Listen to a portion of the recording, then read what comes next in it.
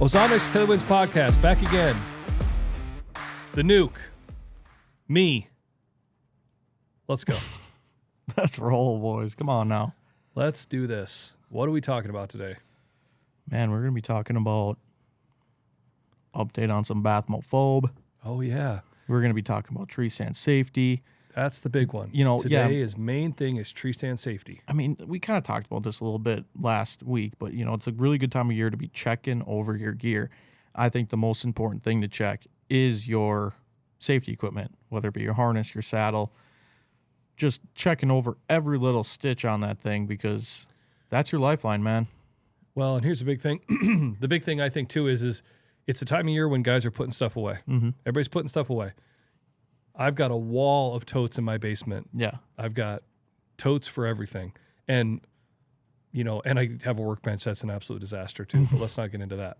But when you start putting stuff away, you know, you grab this and go, oh man, yeah, I remembered I need to do this, or I need to put that on my list of stuff that I need to think about, you know, getting in this off season. Yeah.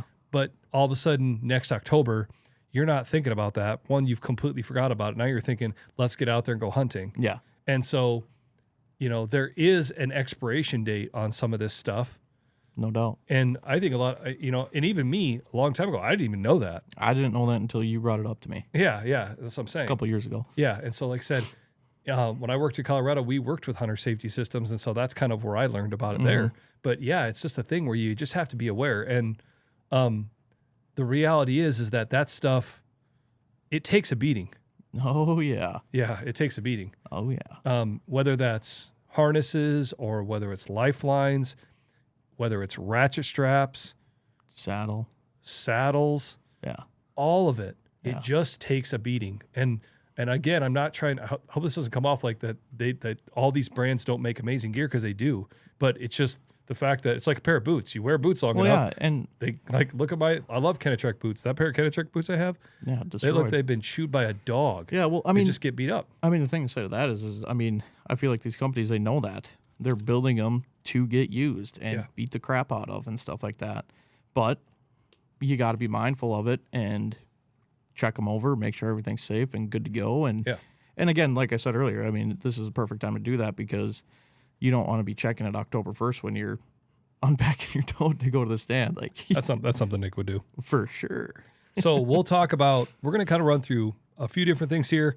We'll talk about a few examples of where I've had some close calls, unintentionally, obviously. We'll just run through it. So first, let's talk about just a safety harness. Yeah. I feel like in this day and age, 10 years ago, there was a lot more guys wearing safety harnesses than saddles.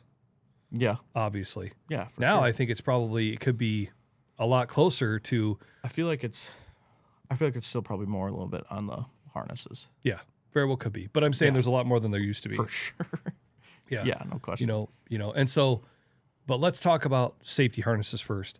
One of the big things about safety harnesses, and you can show yours right here, on the strap that connects to the tree, or however you're connecting, there's actually an orange little label, and this is on hunter safety systems. I don't know if this is on everybody else's too. I think it's pretty cool that Hunter Safety Systems does it this way. Yeah. It shows the manufacturer date. Yep. So, for example, mine was built in January of 23. Yep.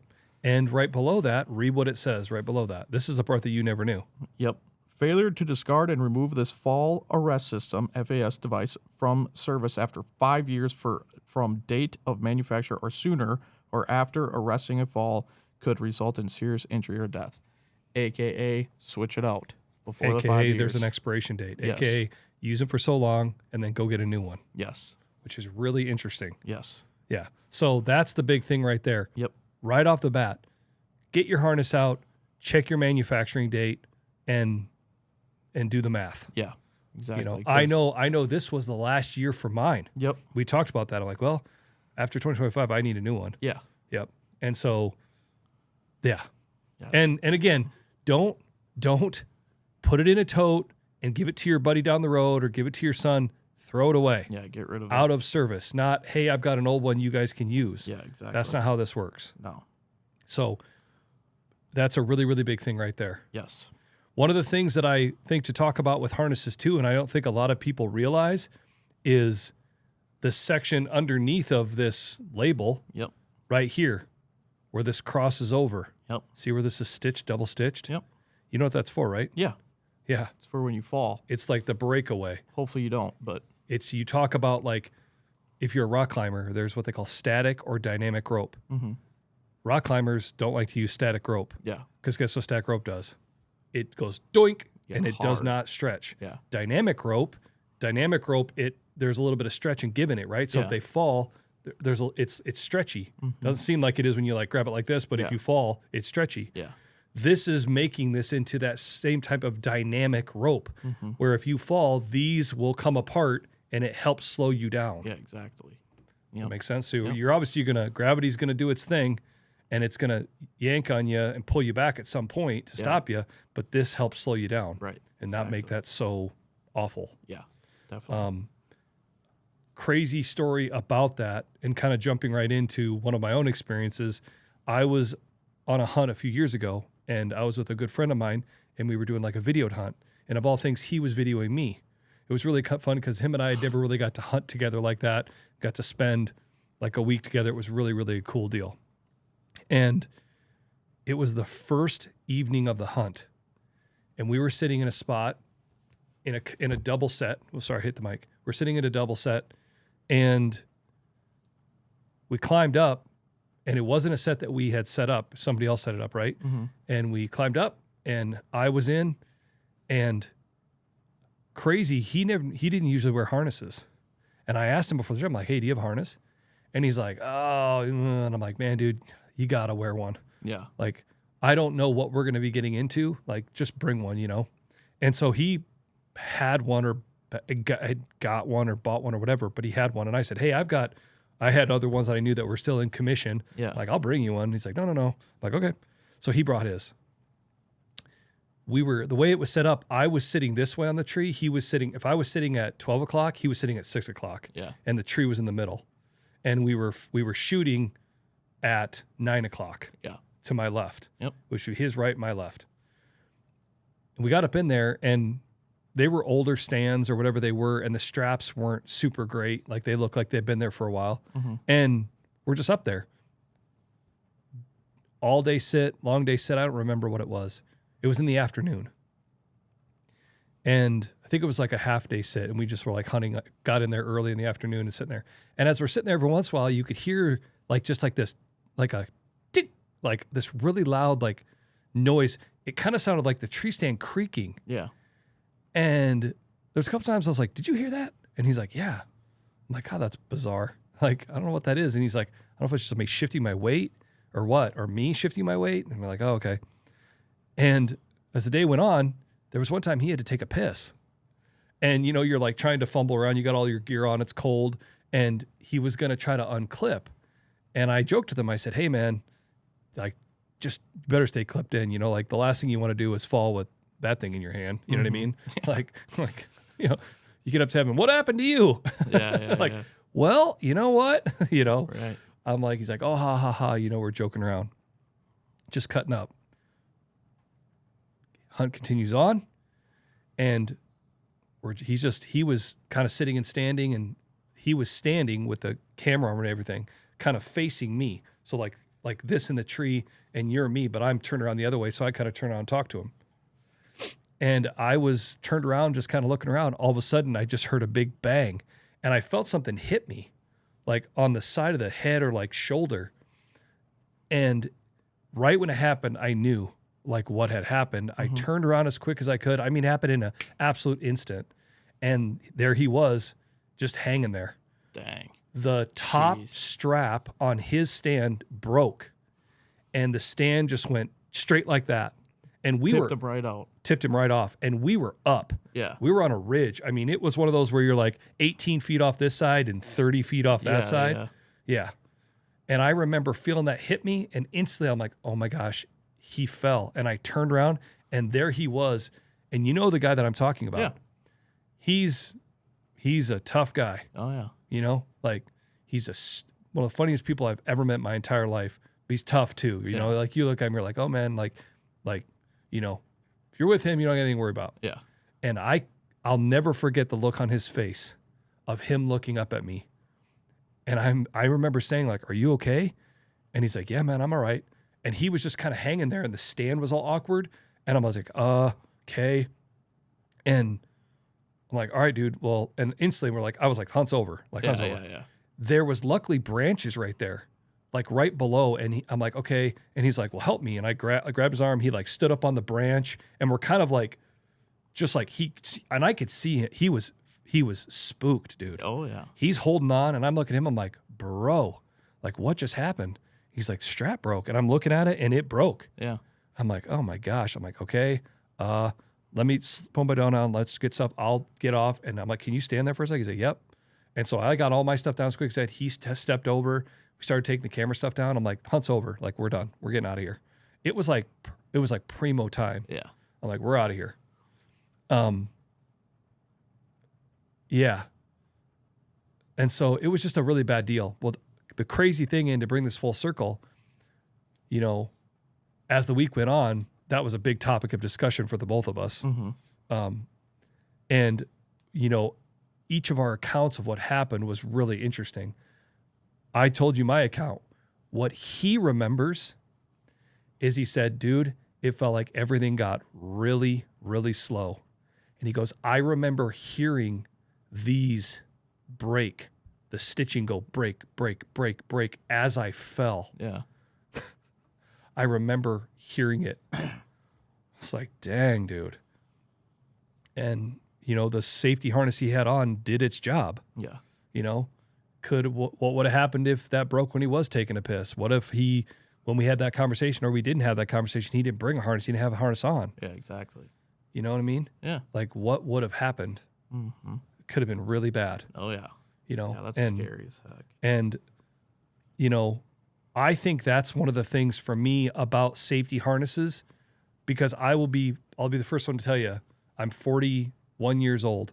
When I was a teenager and I was hunting in tree stands and I was in my early 20s, I didn't wear harnesses. Yeah. Way back in the day, I would just climb up there, not think a thing about it. Yeah. And off you go.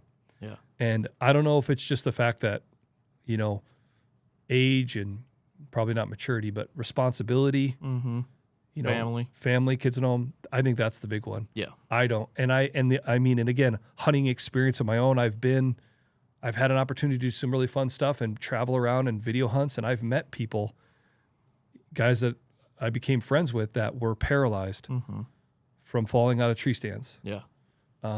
Had bad things happen. Yeah, for sure. And so, and guys that are still trying to claw their way back. Right. And get back to a normal way of life. Mm-hmm.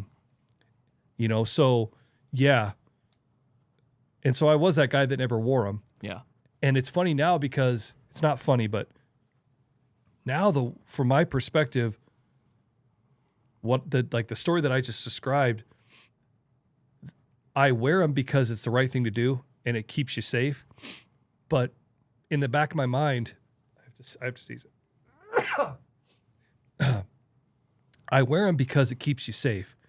But also in the back of my mind, I wear it for not what you're planning on. Mm-hmm. You know what I'm saying? Mm-hmm. Like I wear it knowing that like, okay, this is if I lost my balance or something happened, the wind gusted or something, like, you know, you kind of grab on because you don't want to fall. Yeah. But when this actually really shines is when something happens you weren't planning on. Yeah. Something that you can't control. That's not you. Right. When the strap breaks, when things break, the cables were rusted or something happens. Yeah. You didn't know it, but a squirrel had been chewing on that strap and a part that you couldn't see was around the tree. And then all of a sudden you climb up there and down it goes. Mm-hmm. That's why I wear it. Mm. So that's still to this day, you know, there's always a little bit of an eerie feeling when you're setting up a new set and you tighten those straps up for the first time and you step over onto that stand. Yeah. That feeling, it goes away once you start hunting in it. Yeah. But in the same regard, the risk that you're taking is still there. Yeah, for and sure. that's where these safety harnesses, I think, are so important. No doubt. Does that make any sense? Yeah, for sure. for sure. So, In my opinion, can I put this down or do you yeah, just leave? no, I don't care.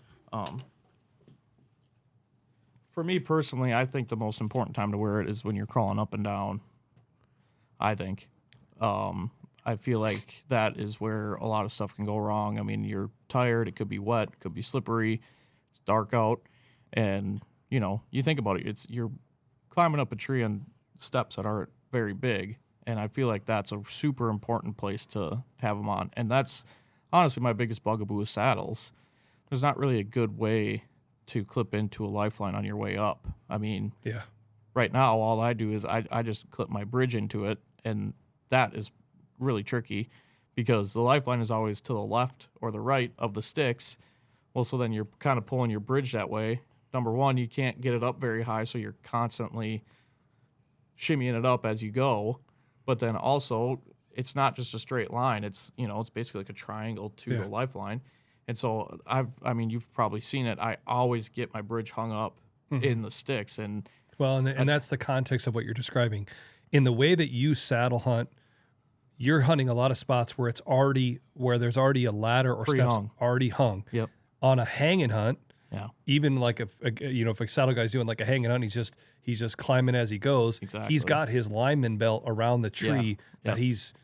that he's kind of like bridging against, right? Like he's holding his weight against. So he's always got something that's connecting him. Now falling with the lineman belt isn't perfect either. No, no, not at all. That's never happened to me, but that would not be fun. No, well, Because obviously there's a tension that you're creating between you and the tree, and then all of a sudden you fall, and you're letting the tension go. And if you do create the tension, your lineman belt's gonna be up here, you're gonna be way down here, and then you're still in a bit of a shimmy down the tree. How do I do this? Because it's gonna push you against the tree really hard. Yes, and kind of make it hard to move. Well, and that's the other thing I get really worried about when I go up with connecting to my bridge is if I were to fall, the tension is going to be at my hips, not at my shoulders. Yeah. And so I feel like it could potentially flip me. Oh yeah, I thought about that. You know what I mean? Yep. Just because the weight is pulling at a weird spot. So if you fall, you're going to fall back and could potentially flip maybe. And then you're hanging upside down. Yeah. And that's, I think, the other big thing for me is we talk about harnesses, but I think you hit the nail on the head there. It's how you get up and down. Yeah. I have a couple buddies that don't do lifelines ever. They just climb right up. Yeah. And I don't know. Yeah. I mean, I really like lifelines. Yeah, I do too. I like to be connected in from the minute I get on the tree until the minute I get back down. Yeah. Especially, it's just not that hard. If you set them up the right way and you get them up there and you get them in the right spot where it's lined up with your ladder, and then at the bottom you get that nice and taut, and then it's got that tension, so it just slides right up and down easy. You're not creating it's not all the slack where it's like hard to get it to go up or go down. Yeah. I mean, they're super nice. And the reflective ones, I really like the reflective ones. I could see why that might not be applicable if you're like hunting on public land and you're trying to maybe be like, I don't want everybody to know when they shine through the woods, like, oh, there's a stand. Yeah. But for us on private ground, man, it's sure nice to just walk up. There's been a couple real foggy days where even the reflective on a real foggy day, that saved me. You can see them, man. Yeah, like, oh, there it is. Okay, I was way off. How did I get way over here? Oh, there it is. Yeah. So yeah, I'm a big lifeline guy. Yeah. Again, because it's kind of like when you talk about ozonics, so many guys, believe in it, using it in the stand, but they don't use it on the way in and out. Right. So many guys believe in safety harnesses, but they don't use it when they climb up and down. Yeah, exactly. Yeah. So I don't know. And so I'm a big advocate on harnesses. I'm a big advocate on the lifelines. Yeah. You need to be, in my opinion. Yeah. But yeah, I had seen lifelines a lot. I knew what they were, but at home we were hunting out of 12-foot ladder stands. Yeah. So you just climb up and honestly, I never wore one. A lot of them were like gun hunting stands, so they had like a really nice kind of cage around you, and I sat 90% of the time, and it was pretty easy. And then at Midwest Whitetail, me and Gavin, we did a hanging hunt pretty much every single time. So we were shimmying up with our lineman belt on. So until I got with you, that was when I really started learning them and understanding how they really work and how they're supposed to be used. Yeah. So yeah. Well, and I think the other thing with that too is that one of the adjustments that we've had to make is I have a lot of lineman belts out with one knot, Yeah. you know? Yep. And so we've had to either just go and just buy some rope and make our own knots, or we've had other things that we've pulled knots off of Yeah. and then put another one on. And then I've also just started to buy, they make lineman belts with double knots. Tandem. Yeah. Yeah. So that's kind of nice. Yeah. That has been really nice. And honestly, the way that I learned how to tie the Prusik knot was with, Prusik knot is what's used on your normal, tree tether Yep. that you get with your saddle. Yep. And I like to switch them out and do like a Ropeman 1 or a Ropeman Ascender. Yep. Those are so handy. Yeah, they're really nice. But to do that, you got to pull the Prusik knot off. So the first time I did, I pulled them and I'm like, I think I should keep this knot. Yeah. And so I kind of been trying to keep one in my pocket or in my bag, because then if we get to a spot that doesn't have one, you can just slap it on there and tie it. It's super easy to tie. Yeah. It works great. And now we pretty much have them where we have them. Yeah, pretty much every single where stand, we I need them think. to be. Yeah. Yeah. Yep. Yep. But yeah, no, like I said, I really like lifelines. Yeah, and like I said, I find myself now more than before. If I was hunting by myself and I had a set just for a lifeline with one stand, I would just use the lifeline to keep me connected in. Yeah. Does that make sense? Yep. I feel like but- that's what a lot of people do regardless. Yeah. But like what I'm saying though is sometimes where the lifeline ends up and how high it ends up or where it ends up on the tree, I will take my own strap, put it Yeah. around the tree with a carabiner, Yep. and then just disconnect and quickly connect into the other one. Yeah, exactly. And just go from one to the other, and then just let the lifeline do its thing. Or if you're connected higher on it, Right. So I feel like I still do that a lot. Yeah, no doubt. You know, if I have the lifeline in a position, and sometimes the way the steps and the stand work, it's a bigger step around or whatever it Yeah. might be, and the lifeline's maybe a little farther away than when you want it to be. Yeah. Blah blah blah blah blah. Yeah. But yeah, like you said, I think just trying to figure out a way to stay connected from the minute you get off the ground, getting up and getting back down. Yeah. No doubt. I agree 100%. Yeah. So important. Yeah, and like you said, yeah, and you know, throughout this entire conversation, you know, gravity doesn't discriminate. Mm-hmm. It's the invisible enemy of every bow hunter. Yeah. When you fall, none of us float. Mm-hmm. We all fall straight down. Yep. And in this day and age, I mean, I have a couple spots that are high. Yeah. That are nosebleed high, Yeah. you know, like, yeah. Or trees that aren't the biggest tree, or trees that aren't perfect for a tree stand, Yeah. that aren't exactly perfectly straight. And so, or, you know, unintentionally, if you fall, puts you in real harm's way. Mm-hmm. And so gravity is invisible enemy of every bow hunter. It does Yeah. the exact same thing. Yeah. Pull straight to the ground. Yeah. And then the ground does the exact same thing. Yep. It stops you. Yeah, exactly. And Yep. something's got to give a lot of times. Yeah. And that's our human body. Yeah. So, like you said, you just got to be really cognizant of what you're doing up Yeah. there. Yeah. I want to talk a little bit about something you just said there about, you know, hanging in smaller trees, bigger trees. I think that's been kind of a fun thing to dissect a little bit, I guess you could say. You know, with what we do, I mean, me and you, we've been in a ton of different trees, Yeah. different sizes, you know, whatever. And same thing with being at Midwest Whitetail and the stuff we do here with filming Buddy in Ohio. Like, you know, you experience a lot of different things, and it's just funny. You wouldn't think that a size of a tree makes that big of a difference, but it's crazy how different each tree really is. Oh, yeah. You know, I think about all the time, like hanging in a big tree is so difficult, where you really wouldn't think that. You'd be like, oh, it's a big tree, it's super safe, it'll be really sturdy. But really, it can make it really tricky. And if you get in a big enough tree, climbing up is way harder. I think hanging them is way harder. It's crazy. Yeah, no, it's interesting. There's a lot to that, what you just said. Yeah. Even this year, we experienced probably one of the biggest trees I've ever, I sat in one of the biggest trees I've ever sat in the last couple of years Yeah. on that doe only spot. Yes. I've done that by myself, but it is not fun. You got to go to Menards and find the longest straps that they sell, Yeah. or get those extenders that have a loop on each end and really rig it up right. Yeah. And then swinging it around the tree. We've hunted really, really big trees, and we didn't hunt the smallest tree I've ever hunted. No, that one was pretty small though. But the smallest tree I've ever, we'll get to that in a second. Yeah. But you're exactly right on track. I think big trees make it feel more like rock climbing. Yeah. Seriously. It's the weirdest thing ever. You get a lot more vertical. Yes. And you get and it's a lot more like everything is like a wall. Yes. I mean, that's what I'm saying. It feels like a rock climbing wall. Yes. Because a small tree, you can kind of grab around it. You can kind of like hold on. Hug it. Yep. You can, oh, there's a branch. Oh, I can stick my knee through there, my foot through there. Yeah. Like I'm holding on here. All of a sudden on a big tree, you're just on a flat face. Yeah. And so we have a tree stand on a big cottonwood down at the river. Yeah. That's like that.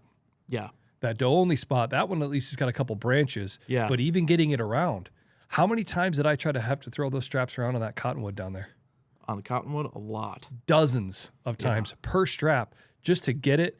And you're sitting there and you're swinging it back and forth, and then you're doing like the Indiana Jones and you're trying to throw it around and then grab it with the other hand. And all the while you're trying not to fall. Yeah. And you got alignment belt on, kind of creating the tension, but you got to get close to it We had a pretty good system at that doe only spot. Yeah. Where you would whip it around and I would catch it on, I think, another stick. Yeah. A climbing stick. Yep. I would just hold it as high as I could, and then I would just kind of try and catch it and then just slowly walk it around. Yeah. That worked pretty good. Yeah. That one. We've got that one down to a science. The first year and the second year I sat that tree, did it by myself. Yes. And oh, baby. I remember after the first time, like, I'm not doing that again. And then I did it again. And then last year I was like, man, would you mind coming out here with me? Yeah. And then this year too, I'm like, hey, could you come out here with me again? Yeah. It makes it way better. Yeah, it's slick with two people. Yep. And really, honestly, you should be hanging stands with two people regardless. Well, and if you're the person that doesn't, I have kind of a system that my wife doesn't really like, but I do it anyway. Yeah. I took a stand down on public this year, that double, and I was trying to get it done before we were going to get a snow. I knew we were done hunting there, and that's spot where they like bush hogged it all out. So I was like, okay, this is done. And there was a big snow coming, and I'm like, you know what? I'm just going to try to get this done quick. And so I got out there, and I took it down. I got to the base of the tree, and I called Tatum. Okay, I'm at the base of the tree. If I don't call you in an hour, Nick knows where I am. Yeah. Call him, tell him at the double on that public spot, he'll know right where I am. Yeah. And every time she's like, I don't like this. And I'm like, well, what would you rather me do? Not call you and just lay here when something happens? If I don't call you in an hour, call me. If I don't answer, get a hold of Nick. Yeah. You know? And so that's a really good thing to do. Yeah, for sure. Anytime you're out setting stands or you're checking stands, just let somebody know where you are. Yeah. Just let somebody know. Easy too. Easy to do. Yeah. Just let somebody know. Like the last thing you want to do is just be laying there for who knows how long until somebody realizes you're not coming home. Yeah, exactly. Or don't come to work. Yep. No, 3 days later. Yeah. You know what I'm saying? You fall on a Saturday morning and you don't show up to work till Monday morning. That'd be a long couple days. Yeah, exactly. Yep. So yeah, like I said, just let somebody know. But yeah, to your point a minute ago, big trees get hard because it feels like a rock climbing wall. Small trees are easier to set, but then they don't feel as fun to be up there in because there's just less stability. Yeah, you'd be swaying 10 Oh ways man, to it's just Sunday. like all of a sudden you're going back and forth.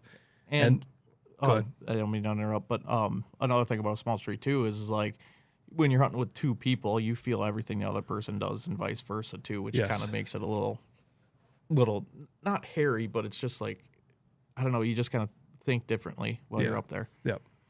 No, and then there's the not straight tree. Yeah. I find myself in a lot of those ones. Yeah.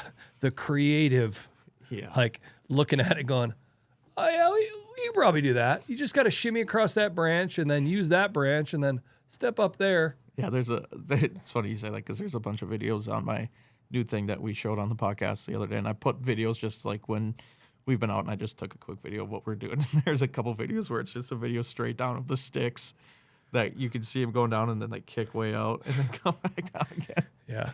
Well, and that's a whole nother thing too, right? At a certain point, you just go, okay, we can't set in this tree. Yeah. And I've done that. And that's a frustrating thing when you start putting sticks up and then all of a sudden you get up there and it looks different from the ground. And then you're 10 feet, 15 feet up and you're like, I can't make this work. Yeah. Like I can't make this work. Yeah. I'll tell you the other thing, this is kind of not related to, this isn't related to the safety conversation, but it kind of is. I'll tell you one thing that I've really gone to using when I can on private land, especially, and I bought it a few years back, is a small electric chainsaw. Yeah, it's been really nice. I'll tell you what, I never used to use that. I guess if I was just younger and dumber and thought I was, Iron Man, I would just have a handsaw. Or I would have, I don't know what those other types of little saws, you know what I'm talking about, that I have. I have a couple of them. It's like the little bandsaw that's like on. Oh, yeah. Yeah, I don't know what it's called. Yeah. But you know what I'm talking about. Like a wood saw? Yeah, it's like a wood saw, but like a tree wood saw or something. Trees wood. But anyway, I'd carry those a lot. I just have that in my backpack and a little handsaw. And then I would just muscle that thing back and forth and go. Well, I'll tell you what.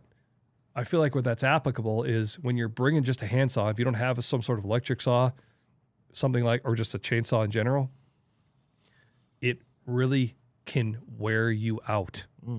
It can wear you out. All of a sudden you're up there and you're 10 feet, 15, 20 feet in the air and you just spent the last 15 minutes trying to cut a branch and it can absolutely zap you. Oh, yeah. And then you still got to hang the set. Yeah. You know what I'm saying? Yeah.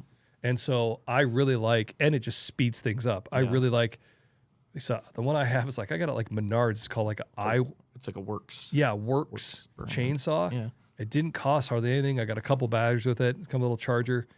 I know Milwaukee makes a really sick one. Yeah. DeWalt. A lot of these brands do. Yeah. Not even, and there's obviously other brands out there, chainsaw brands that make. And if you have to have a gas one, fine. I like the electric because it just doesn't make any noise. Yeah. It's very quiet. And you're not hauling gas out. Exactly. Yeah. It's just a battery.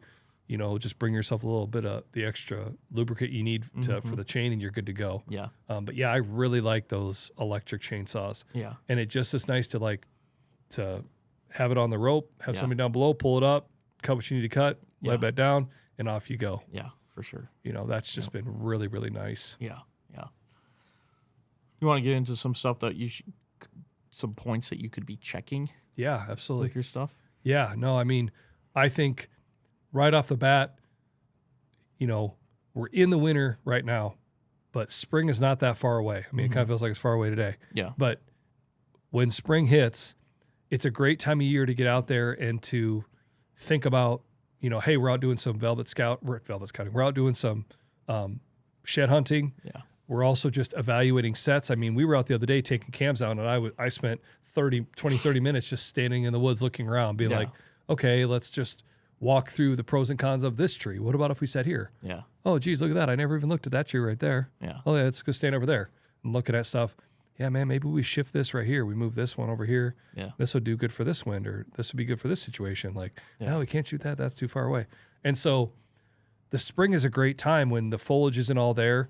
And if and it's easy to see where you would want to cut lanes, to be cutting out lanes, do some trimming, Yeah. and to be resetting some sets. Yeah. If not only but resetting sets, but if you are looking at resetting sets, go to your other stands and check your straps. Yeah, check your straps. How for do they sure. look after the winter? Yeah. Hey, this one I'll tell you what, if you go up in a tree and you just take it, you just kind of flick the strap. If you hit that and if it sounds like a guitar chord, that's not good. Yeah. It's not supposed to sound like a C chord. Yeah. It's supposed to make no noise. Yeah. If it sounds like it's so tight that you could like play a song with it, probably time to loosen it up, adjust it, tighten it back up again. Yeah. The trees grow.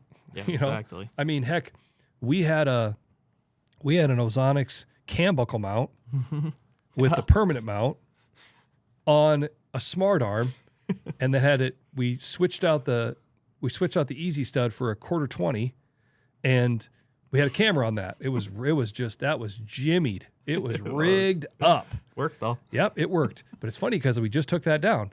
That camera had been on that little tree since June. Yeah, probably June. Yeah. And when I took it off, you could see just an indentation of where that strap was. Yeah. And Growing. so they grow. Yeah. They grow. You know, so you just have to be cognizant of the fact that at a certain point you need to be adjusting straps. Yeah. I knew a guy that worked for an outfitter that they would go and replace all the straps every year. Yeah, I believe it. I mean, They would just go to Menards or go to the hardware store, and it would be a huge bill. well, Like, okay, and they would go out there, they would climb up, they would take off the bottom one, put a new one on, take off the top one, put a new one on, and off they went, and it was just new straps. yeah, and I mean, I think that's super important for any outfitter. I mean, that's liability for them, you know. Well, the thing of it is, though, dude, is I don't think a lot of them do it. I don't think so either. No, they want to stay out of their spots. They want to put pressure on it. They got stand set. Oh, that one's fine. Yeah. Well, and like, ask me when I put corner stand up. Geez, I couldn't remember. Was it 2 years ago, 3 years ago, 4 years ago? New middle, I knew we put up that this year. The flat, we put that up this year. The river, we just put up that this year. But ask me when we put up the middle before. I put up the middle before that. Can't remember. When did I put the co-op up? That's been up there for a year or two. 2 years. But that's what I'm saying. Like, all of a sudden, time goes by. Yeah. I'll say know? this: you do pretty good at doing that, though. Yeah. Checking straps and stuff like that. Yeah. I don't want to. Yeah. I don't want to. Yeah, I don't want to like go out there and be like, oh wow, look, my straps are growing into the tree. Yeah.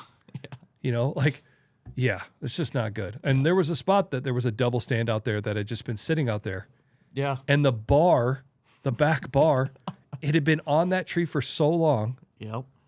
The tree grew completely around over the bar. Yeah. It was grown into the tree. Yeah. And we've all been there and seen that. I can't tell you how many hang-ons I've seen. Yeah. There's an old hang-on out there. You know what I'm talking about? Yeah. Where literally all you can see is the seat and the platform. Yeah. The vertical bar is gone. Yeah. It's just got swallowed up. Yep. So, I mean, yeah. Well, and I think another thing too is I think it's a real eye opener when you go do it every single year, because every single year, like, corner is the one that we always do, and I think the reason that you do that is just because you know that it's kind of just a little bit of a wonky tree to get in there. So I feel like every year I feel like you've done that one. You've not reset it, but made sure the straps weren't too tight. But every single year that you do that, when we go in there in the summer and you pop that buckle and it's like, bah! Pops really hard. It is because there's so much tension and it's gotten that much tighter since in just 1 year. Yeah, in just 1 year. So you wait 2-3 years, imagine what it's like. That's what I'm saying. You know? Yeah. Well, and even at the old middle stand, there was a little tree hook that I had above. Yeah. And I don't know if I just forgot about it one time and then I just didn't think about it. And I was like, oh, this is a great little tree hook. Now, I mean, so it was a normal size tree hook. You can only see like it's an inch and a half of the tree hook. Yep. It's all just grown in. Yeah. I mean, the trees grow. Yeah. And so, yeah, you just got to be thinking about that stuff. Yeah, for sure. And I think that's a really easy thing to overlook. Yeah, no doubt. You know? So. No, another thing I think you should check too is your lineman belt for sure. I feel like out of all this stuff, whether it be your harness, your saddle, all that stuff, I feel like your tree tether is the thing that's probably going to go first, because that is constantly rubbing up and down the tree. You adjust a little bit, you're kind of spinning it on it. I feel like those get chewed up quicker than anything else. Yes. And even more so than you think about a tree tether that you connect into your bridge on a saddle. That's connected to the tree all the time, but you got it so tight on the tree that it's not going to move very much. Yeah. So those aren't going to go as quick. But one thing that I like to check a lot is my bridge, because that's the last thing to me, basically. Mm-hmm. And, there's always constant pressure on that. It's a kind of a set wherever point. you're moving it. Yeah, there's always pressure on it. So I like to keep an eye on that. And yeah, it's just something that you really need to keep up on. Yeah, no, absolutely. Like you said, lineman belts and everything you're describing, it's the stuff that's really touching the tree and stuff that's just getting a lot more abuse, a lot more use. Yep.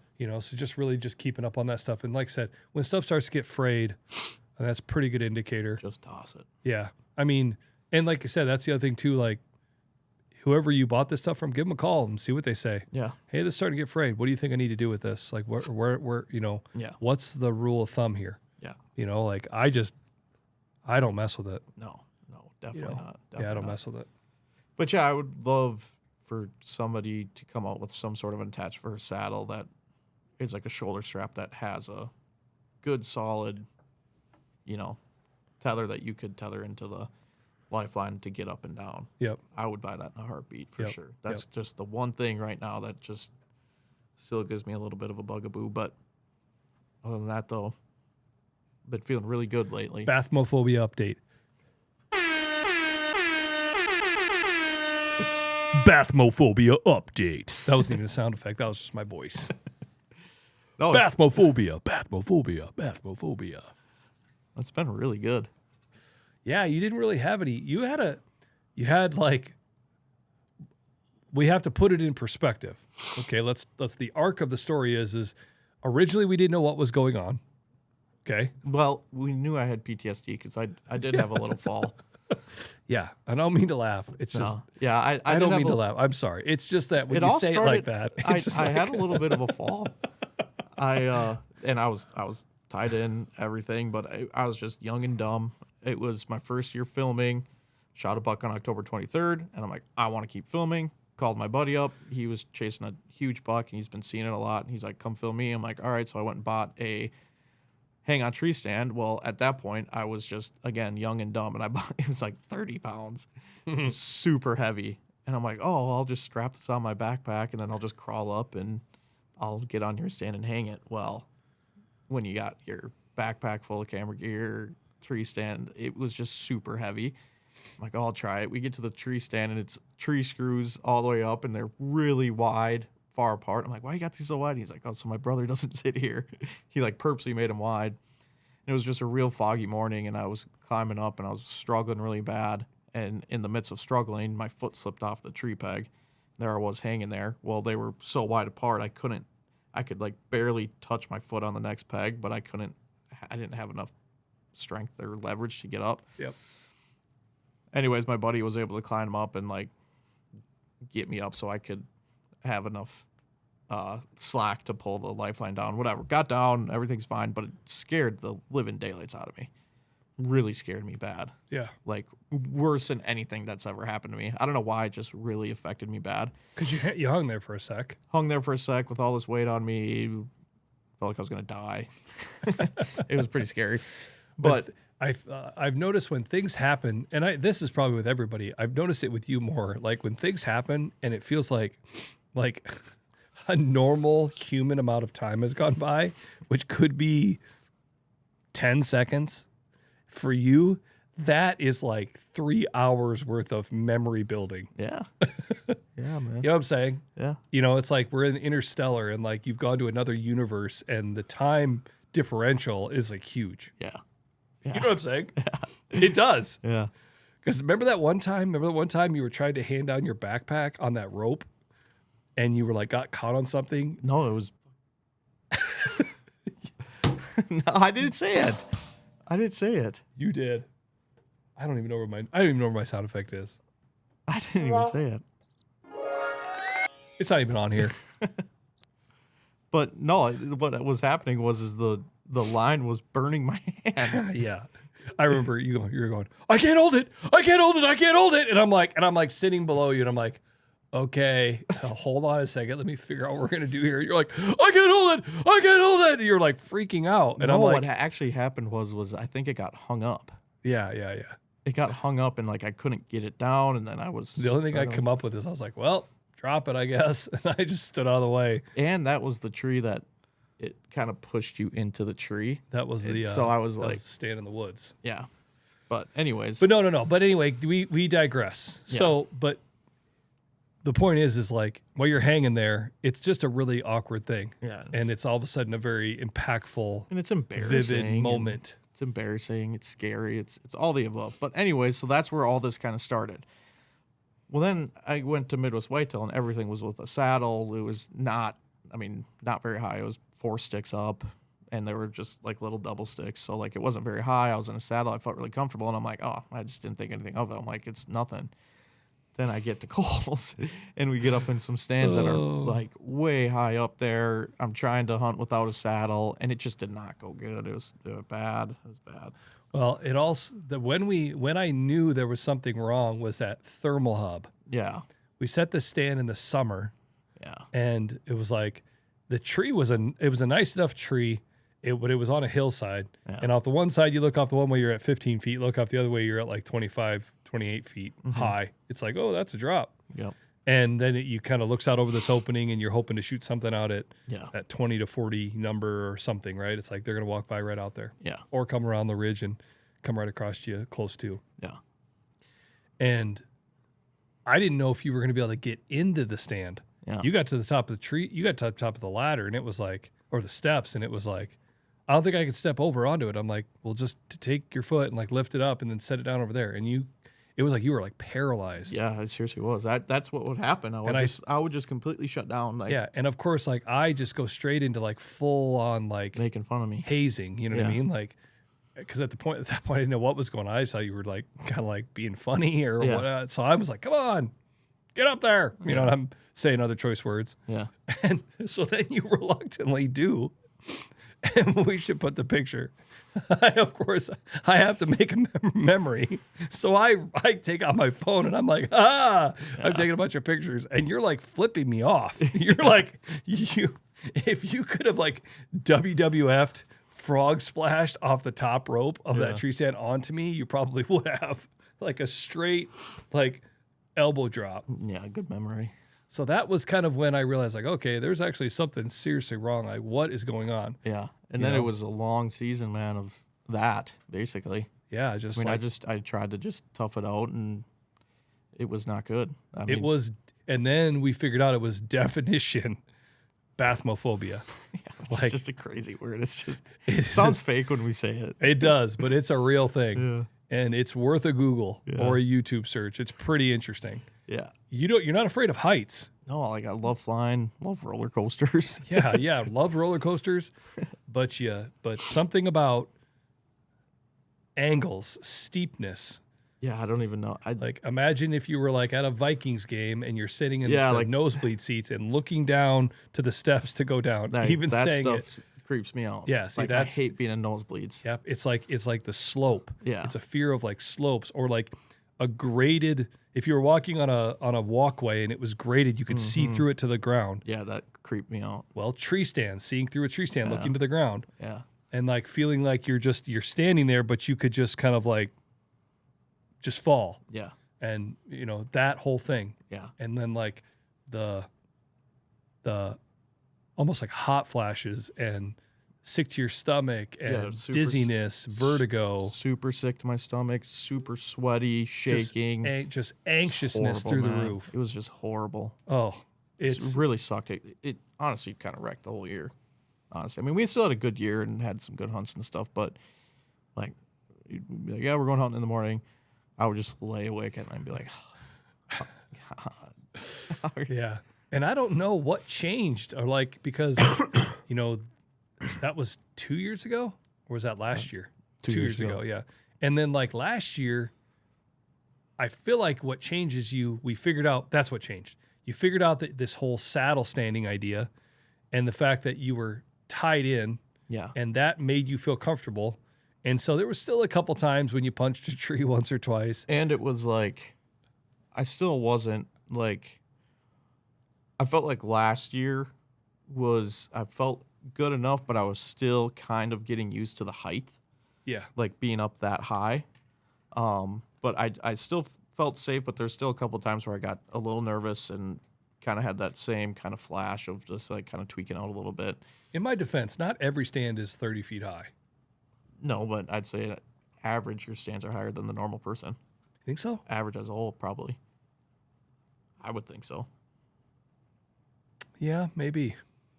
Because like I think about it, like between like the spot I hunt in Wisconsin and like all of Benny's spots, your lowest stand is higher than the tallest stand on every single one there. Really? For sure. Okay, yeah, then I definitely am above average. Then. For sure. And maybe we just hang them lower. That could be it too. I mean, I don't know. I just inherently think the higher you get, the less you're out of their field of view. Yeah. Or like if I'm trying to get to a nook, for sure. I mean, a Y in the tree or just where it makes sense. Yeah, there's plenty of ways to skin a cat for sure. I mean, that flat spot, that's not that high. That's pretty high. I guess I hang them higher than I think. It's all of 4 sticks and then a pretty good step to get up to them. Yeah. Yeah. And they're the triple sticks too, so those are quite a bit taller. And there's a big gap in the middle where you got to really reef your leg up Okay, there. fine. It's not a bad thing. It's Yeah, not a bad thing at all. No, I know. mean, It's just interesting because, like, I guess I'm just used to it. yeah, exactly. I mean, the spots that I notice the height, I notice it at co-op. Yep, co-op is high. I notice that one's high.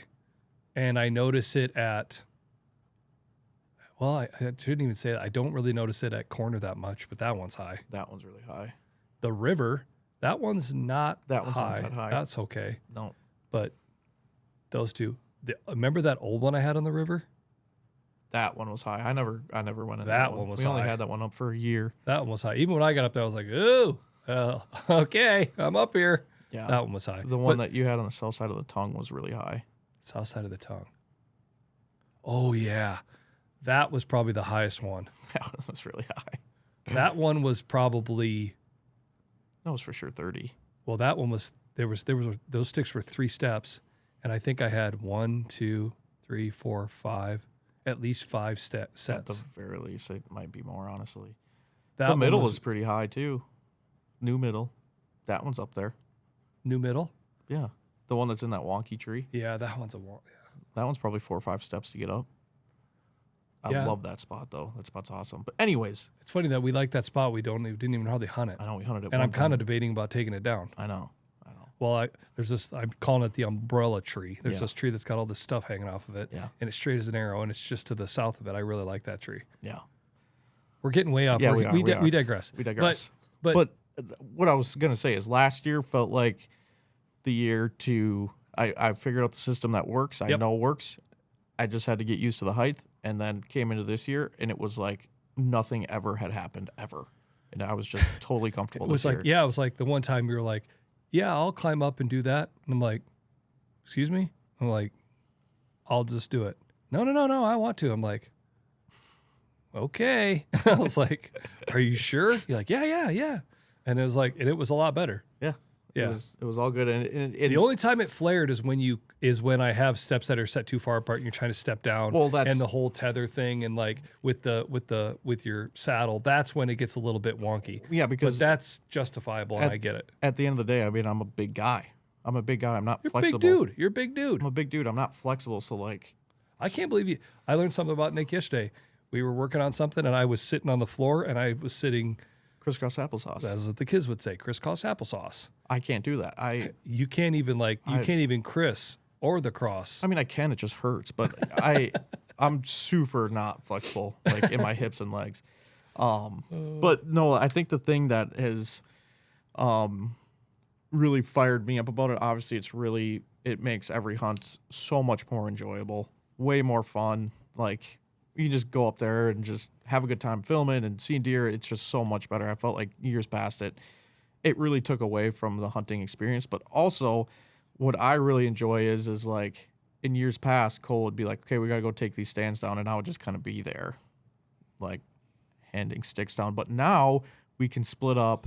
We can kind of go do stuff. I mean, we still do some stuff together, but it just works so much better to be like, divide and conquer. be like, okay, you go take those 2 down. I'll go take this one down. I mean, it just works so much better. Yeah, we did that on the public spot a couple years back. Yeah. We just like, okay, or end of 2 years ago when you started to feel better. Yeah, end of last year. End of last year. Yeah. We were like, oh, okay, let's split up. And then you went and did these couple, I did these couple, and it just made it a lot Yeah, it just easier. makes it all 10 times easier. So, Yeah, so the other thing I wanted to mention, kind of along the same lines of, that kind of to piggyback off the bacthymophobia thing, for me, whether it's, your harness, whether it's a saddle, whether it's a lifeline, straps on your stands, all of that stuff, everything that we're talking about, how you set stands, tear them down, but whatever it might be.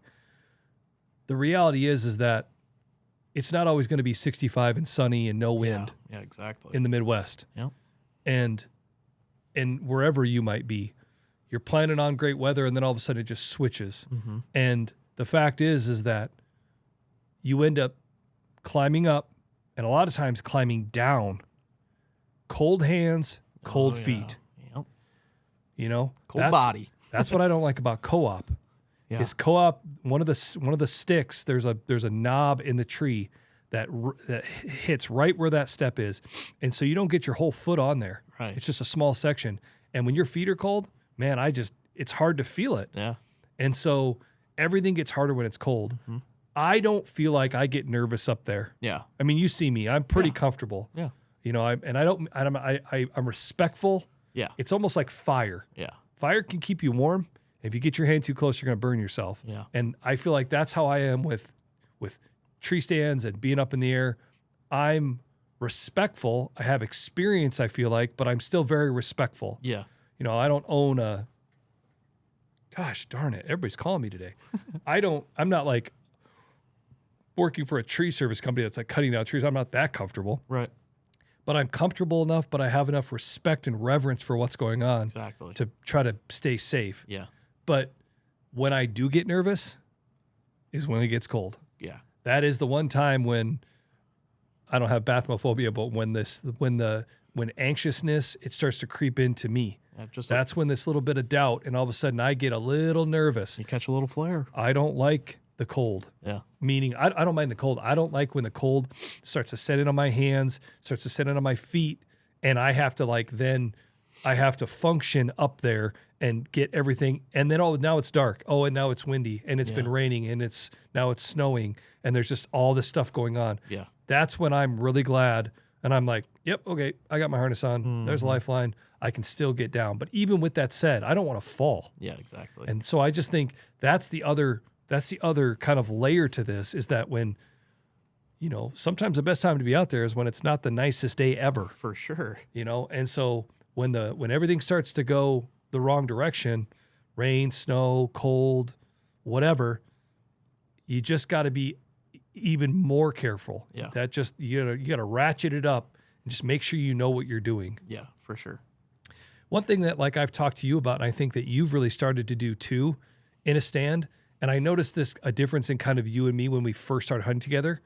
You would kind of like move around a lot, Yeah. like in the stand. Like you were like constantly like kind of shuffling your feet Yep. during the setup process. Like, Yes. you know, and I don't do a lot of that. Yeah. And I see you doing kind of more what I do now, which my and how I kind of explain it to you is my frame of thought is when I get in a stand, I just set my feet and I don't move them. Yeah. If I set my feet, I don't have to worry about where the front of the stand is, the back of the stand, the side of the stand. I'm not going to fall off. If I don't mind my feet and I establish where I put my feet at first, Yep. I just keep my feet there Yeah. and I don't move them. Yeah. And you'll see me. I'm like a statue up there. My feet just are like glued to this platform. Yeah. And then then when I finally have to move it, I'm aware of where I'm moving, Yeah. and then I start to move. Yeah. And I think you've really bought into that a lot more as well. For sure. In doing that. That's been kind of the thing that has I've really tried to start to do better this year, and it's really funny because I still definitely have a little bit Of a shuffle. of a shuffle and just a little bit of a worry when I'm up there, because I'll get my feet set and then I'll start setting up my stuff like my camera gear, and then I'm like, God, I just feel like I'm really close, and then I'll look down and I'll have like 6 inches to play with. I'm like, I don't know why that is. So then I just take a step back and then I'm fine. But like naturally when I get up there, I feel like I just need to be closer to the tree to feel a little bit safer. Yeah. It's funny how it still is kind of there, but at least now when I look down and I see, I'm like, okay, I got so much more room to back up and do it. But Yeah. but There has to always be a respect for sure. and a reverence for what you're doing. For Because sure. I think when you lose that, that's when you get too close to the fire, and that's when you get burned. Well, exactly. And that's the thing too. It's not like now when I'm like, I have my heels hanging off the back, like my whole entire foot is still always on it, and it's always going to be like that. But Yeah. it's it's just funny. But Yep. I'll tell you this, the shuffling around and stuff like that, man, it made it way harder. Like I feel like now when I'm just rock solid and set, Yep. I can do it so much faster, Yep. everything, because it's just like, it's just more fluid. Yep. Well, and to go into the next part of this, you have to be careful not to get too cavalier. Yeah. And that happened to me. This is years and years ago when I was hunting on that doe only spot. Remember that trail I was showing you that they would come right by? Yeah. And I'd hunt with my recurve, and it was Yeah. like they were always like right there. So I remember one fall, I was in there and I was like trying to do something, and I was kind of leaning. And I remember I was like leaning against my my strap, you know what I mean? And I was kind of like leaning out and like, I don't know if I was like looking around the tree or whatever it was. And I knew I was like, oh, I don't know if this is such a greatest idea. Yeah. And I don't even know how it happened. I somehow lost my balance and like my foot just too far. And just like that, dude, I fell. Yeah. And it didn't break the straps. I fell like I had it high enough that I literally just kind of like, I had to just step right back up onto the stand. Yeah. I fell like not even a foot. Yeah. But I fell. And I remember hanging there for a second, like, oh my gosh, I just fell. Like, I've never fallen before. Yeah. Like, I just fell. You know? Like, it was the most bizarre thing. And and I knew I was just being a little too cavalier. Right. I was pushing it too far. Like, I shouldn't have been leaning like that and like trying to look and push so far. You know what I mean? And then it happened. Yeah. And so, yeah. And actually, another, remember, I think I had a extension saw with me. There was a branch I was trying to cut, and I brought it that day. And I was like, oh, I'll just cut this one branch. Yeah. You know what I mean? Yeah. And yeah, sure enough, Crazy. just like that fell. Yeah. Yeah. And so, like I said, it can happen. Yeah, for sure. You know, and that's the other. And again, the other part about this too is, and I, like, I hope there's no farmer landowners that are listening to this. You know, falling and getting hurt doesn't help anybody. No, definitely not. Because when you're up in a hospital, and then your insurance gets involved, right. like that's the last thing you want, right? Yeah, exactly. And then who do you think the insurance companies is gonna go after? Yeah, landowner. Yeah. And I'll tell you what, there's a spot. I don't hunt on it anymore, but a buddy of mine hunted on it, and it was his friend's spot, and he called him and said, "Hey, no tree stands." He's like, "No more tree stands. Take them all down. You want to hunt here? You can. Blinds only. Crazy. Got to hunt off the ground. I don't want the liability." Wild. That's insane. Yeah, and I don't know. I I don't know get what it, though. spur. I mean, there's like the farm bill passes, and there's all these things, different things with it, and whatever. I don't even know. Yeah. And maybe that has nothing to do with it. But I know whatever research he had done, and whatever had happened at the time. This is years and years and years ago. He's like, "Hey," and I had stands out there. And he's like, "Hey, man, I got to talk to you. Got to have you take all this stuff down." I'm like, "What?" And he's like, "Yeah, he doesn't want any stands up. He doesn't want anybody hunting in the air. Interesting. Only hunting on the ground." And I'm like, "All right." That's what he's like. He's like, I don't want the liability. Crazy. Okay. Yeah. So I don't know. I mean, it's like, that's the other thing about it too, is just, man, it just doesn't, that's not a bridge that you want to have to cross. Yeah, exactly. So that's my whole thing. Yeah, no doubt. Yeah. But yeah, again, I know that season is a long ways away when it really comes down to it, but I feel like safety is something that I think we should all be thinking about. And I think thinking about your harness and checking stuff over and knowing that here in a couple months, if you're out maybe setting stands or moving stands, check straps. Yeah. Safety can be a thing that, can build on itself all year long. Yeah. That strap on that tree stand just doesn't break because of that one day when you stepped on it. That's the consequence. Yeah. All these actions led up to that and things that you could have prevented. Yeah, exactly. So you didn't fall. Yep. And so, Yep, no and doubt. then let's say worst case scenario, you fall anyway, if you got a harness on, Yep. So anyway, that's my Important whole, stuff. that's my take. That's my 2 cents. Yes, sir. And we're putting bathmophobia in the rearview mirror. See you later, man. See you later. Never come back. Yeah. Even if there's a fire. Even if there's a fire, I'm not calling him dad. All right. Well, you know what? I say we wrap it up. Yep. Good episode, man. Oh man, good discussion. Good discussion. Little riff session there. Little riff sesh. I love a good riff sesh. Nothing better. Nothing better than a good riff sesh. Yep. All right, Ozonics Killerwinds podcast, another one in the books. Thanks for listening. Stay safe out there. If you're listening, if you're in Pennsylvania, we're going to be at Harrisburg. We're getting stuff going, prepping, getting ready to go. It's right around the corner. Stay classy. See you next week. Stay classy.